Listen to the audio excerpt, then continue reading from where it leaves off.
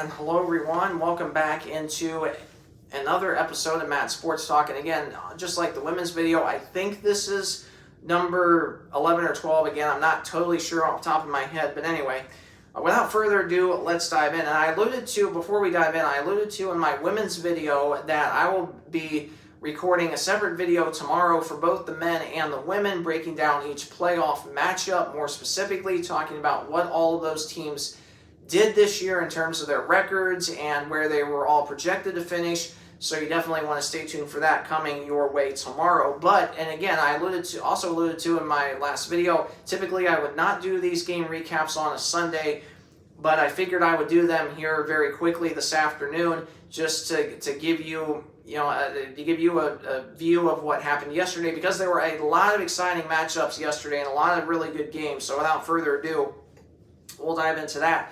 The first matchup takes us to Mount Vernon, Ohio, where number 6 Grace traveled to Mount Vernon. Grace victorious here, 84-77. Grace shot 50% from the field, so not bad at all. They were just 30% from 3, so that's kind of uncharacteristic. They converted 20 out of 25 attempts at the free throw line for 80%. Meanwhile, for MVNU, they shot worse overall at just 38% from the field compared to 50 for Grace. Mount Vernon, 24% from 3 compared to 30 for Grace. Now, the one positive thing for Mount Vernon, they were a perfect 20 for 20 at the free throw line for obviously 100%. So that's obviously something that you love if you're head coach Jared Ronay. And looking at the stats first for the visitors, Ian Roush, 9 of 13 shooting, 3 of 3 at the line with 1 steal, 1 block, 5 rebounds, 2 assists. Bryson Graber, 2 of 6 shooting with 2 rebounds, 3 assists, 1 block. Ian Scott was 7 of 12 shooting, 7 of 11 from the free throw line, 8 rebounds, 3 assists, 1 steal, and 2 blocks. Brett Sikafus, 3 of 8 shooting, 2 of 7 from beyond the arc. He was a perfect 5 for 5 at the free throw line, so obviously you love to see that, with 3 assists, 1 steal, 1 rebound. Gage Sefton, 2 of 5 shooting. He was a perfect 4-4 at the free throw line, though, with 9 rebounds, 2 assists, 1 steal. Off the bench, Carter Stolfus, 3 of 4 shooting. 2 of 3 of that was from beyond the arc, with 4 rebounds, 3 assists, and 2 steals. And for MVNU, Milton Gage struggled shooting, but he was a perfect 2 of 2 at the free throw line with 3 rebounds, 2 assists, and 3 steals. Peyton Heiss, 3 of 7 shooting, 2 of 5 of that was from beyond the arc, 7 rebounds, 3 assists, 2 steals. Bailey Conrad, 7 of 24 shooting. He was just 1 for 12 from beyond the arc, but a perfect 13 of 13 from the free throw line, 7 rebounds, 5 assists, 1 steal. Carter Jones, 3 of 7 shooting, 9 rebounds with 1 assist. Off the bench, Isaiah Brown had another really good game, 5 of 8 shooting, 3 of 3 at the line, 3 rebounds, 1 steal, and 1 block. And that was your matchup there. And the next matchup takes us to Fort Wayne, Indiana, where the Cougars of St. Francis hosted the other Cougars, or one of the other Cougars, out of the state of Michigan. And for Spring Arbor, this is a Spring Arbor team that is red hot right now. 2 out of their last 3 wins have come against top-ranked teams, number 10 or number 14 Huntington, and then number 10 Bethel. And Spring Arbor victorious here, 75-57. And for Spring Arbor, I should say, they shot 50% from the field, so really, really good numbers there. Just 28% from 3. They were only 62% at a charity stripe, converting 5 out of the 8 attempts, so they really didn't get to the free throw line all that much. Meanwhile, for St. Francis got to the free throw line 11 times and converted 9 of those for 81%. St. Francis shot way worse, 37 from the field, just 32 from 3. And looking at stats first for the visitors from Spring Arbor, you had Travis Grayson, 3 of 7 shooting with 3 assists, 1 steal, 1 block. Kevin Robertson, 10 of 22 shooting, 2 of 2 at the free throw line, though. He had 6 rebounds, 2 assists, 2 steals. Dante Favor also had an off-shooting game, but he did have 6 rebounds and 2 steals. And Gabe Newhoff had a really good shooting game, 11 of 15, 3 of 4 from the line with 5 rebounds, 4 assists, and 4 steals. Off the bench, David Cundiff, 3 of 7 shooting, 2 of 4 from downtown with 4 rebounds and 4 assists. The son of head coach Ryan Cottingham, his son Trey Cottingham, 1 of 2 shooting with 2 rebounds, and Aiden Zank, 1 of 2 shooting with 2 rebounds and 1 assist and 1 steal. Looking at St. Francis, Brandon Northern, 5 rebounds, 3 assists, 1 steal. Zane Burke, 2 of 5 from beyond the arc, 2 rebounds and 1 steal. Robert Fry, the second, 4 of 7 shooting, 2 of 3 from downtown, 2 rebounds, 2 assists, and 1 steal. Jackson Gowdy, 1 of 2 shooting with 2 rebounds, and Isaiah Malone, 3 of 8 shooting with 10 rebounds and 1 assist. Off the bench, you had Keyshawn McNeil, 0 of 2 shooting, but he did have 1 rebound. Luke Almodovar, 5 of 14 shooting, 2 of 7 from beyond the arc. He was a perfect 7 of 7 from the free throw line, though. He had 4 steals, 2 assists, and 5 rebounds. And then looking at some other stats, at least players that played at least a little bit that typically don't play, you had Eugene Young Jr. that played 7 minutes, did not score. Chase Newton played 1 minute, did not score. Braden Messenger played 1 minute, did not score. And Carson Rogers played 4 minutes. He did score, 1 of 1 shooting with 1 rebound. And that was your matchup there. The next matchup takes us to Mishawaka, Indiana, where number 10 Bethel hosted the Trojans of Taylor. And these two teams are going to be meeting up again in the first round playoff race on Tuesday night. Bethel victorious, though, yesterday, 80-67. And for Taylor, they didn't shoot bad. 42 from the field, 38 from beyond the arc, 72 at the free throw line, converting 13 out of 18. But the Pilots, on the other hand, struggled at the free throw line, converting just 9 of 18 for 50%. They were better from the field at 52 compared to 42 for the visitors, and Bethel exactly even with Taylor at 38% from beyond the arc. So looking at stats for Taylor, Chaz Harvey, 2 of 8 shooting, 7 of 10 at the free throw line, though, with 4 assists, 3 rebounds. Anton Webb, 5 of 11 shooting with 8 rebounds, 2 assists, 1 steal, 3 blocks. Jackson Olam, 1 of 3 shooting, 2 of 2 at the line with a rebound, an assist, and 2 steals. Nate Paulberg, 1 of 3 shooting with a steal, a rebound, or 2 rebounds and 1 assist. Caden Furman, 4 of 6 shooting from beyond the arc, 2 of 2 at the line, 4 rebounds. Off the bench, Kobe Funderburk, 4 of 8 shooting, 3 of 7 from downtown with 1 steal, 1 rebound. Levin Smith, in 7 minutes of action, 1 steal, 1 assist, 1 rebound, 1 of 1 shooting.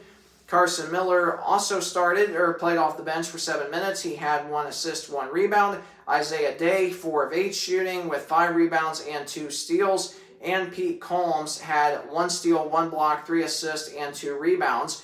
Looking at the stats for Bethel, James Anderson had a really good shooting game. Anderson, 6 of 7 shooting, 4 of 4 at the line, 1 block, 1 assist, 6 rebounds. Trent Edwards, 10 of 16 shooting with 4 rebounds, 6 assists, and 3 steals.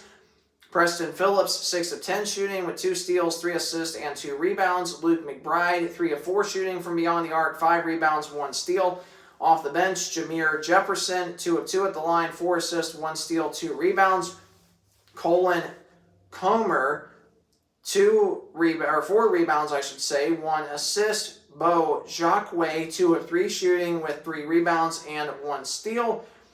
And that was your matchup there. And our next matchup takes us to Huntington, Indiana, where the number 14 Foresters hosted the Maple Leafs of Goshen, and it was all Huntington, just like the first meeting between these two teams. 91-56, Foresters win here. And for Goshen, they finished 5-23, 0-18 in the conference. Huntington, though, gets to 12-6 in the conference, 22-6 overall. Goshen, 33% shooting from the field, so not great at all. 18% from beyond the arc, 66 at the line, converting 8 out of 12. Huntington, 51% from the field, 38 from 3, and 86 at the line, so way better numbers there. So first for the Maple Leafs, DJ Bryant had 4 rebounds, 1 assist, 1 steal. Judah Semvokwe, 4 of 10 shooting, 2 of 6 from beyond the arc, 2 assists, 2 rebounds. Richard Wilson, 5 of 13 shooting with 6 rebounds. Marcus Northern had an off-shooting game, but he did have 1 rebound. And off the bench, Savion Williams, 4 of 11 shooting with 10 rebounds, 1 assist, and 1 steal.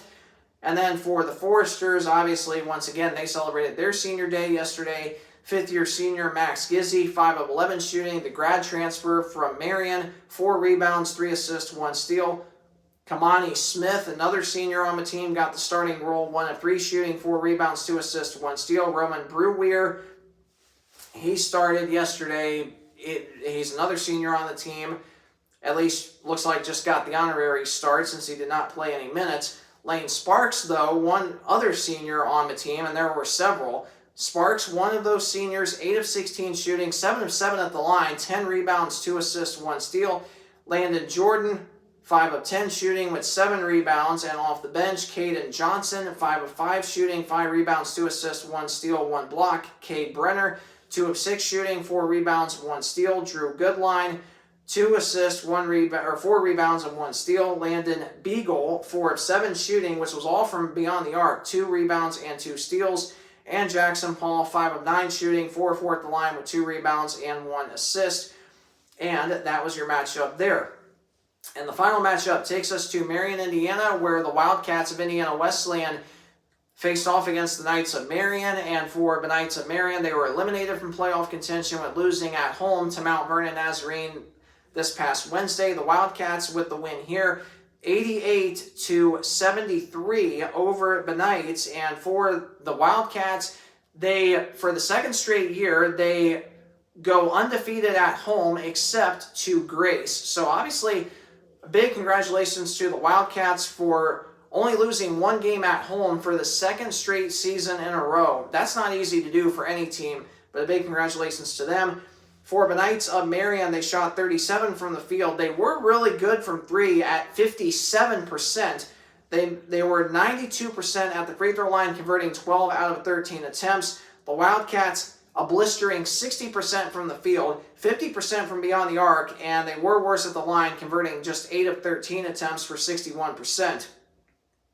And that was I shouldn't say that was the stats. So the stats for Marion, you had Josiah Gustin, 2 of 2 from the line, 6 rebounds, 1 assist, 1 steal, 1 block.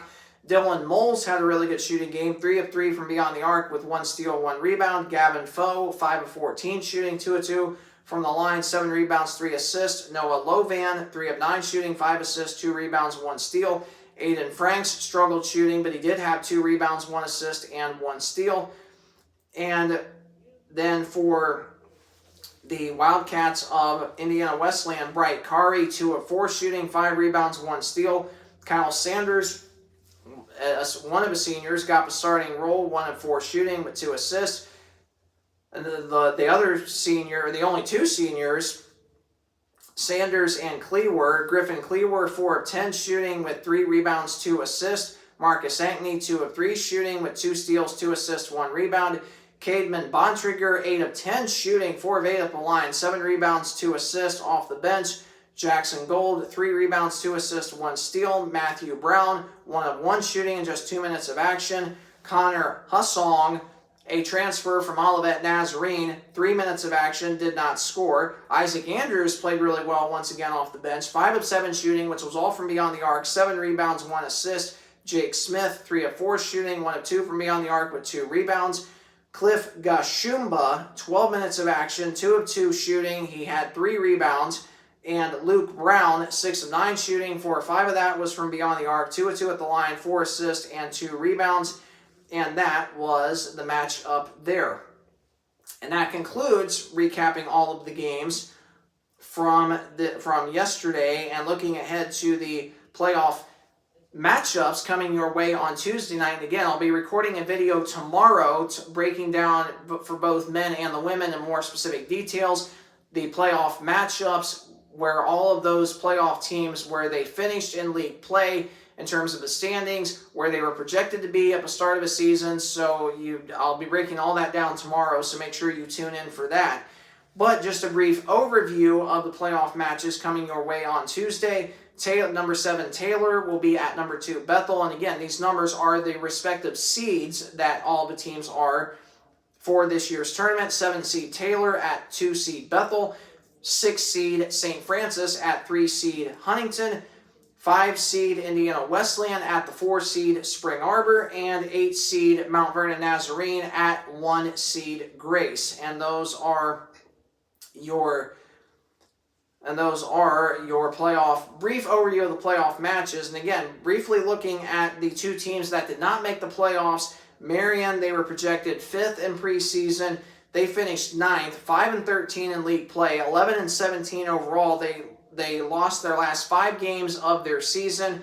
And the Maple Leafs of Goshen, again, they were projected last in preseason, exactly where they finished. 5-23 overall. They finished with more wins than the last 2 seasons combined. So obviously that's a plus for head coach Kyle Capps. 5-23 again overall for the Leafs, and once again 0-18 in league play. And the Maple Leafs lost their last 14 games this year, and they have not won a game since back in the month of December. So those are all of your matchups and your recaps. And then again tomorrow I'll be talking in more specific detail again, all of the playoff teams, exactly where they finished, that sort of thing.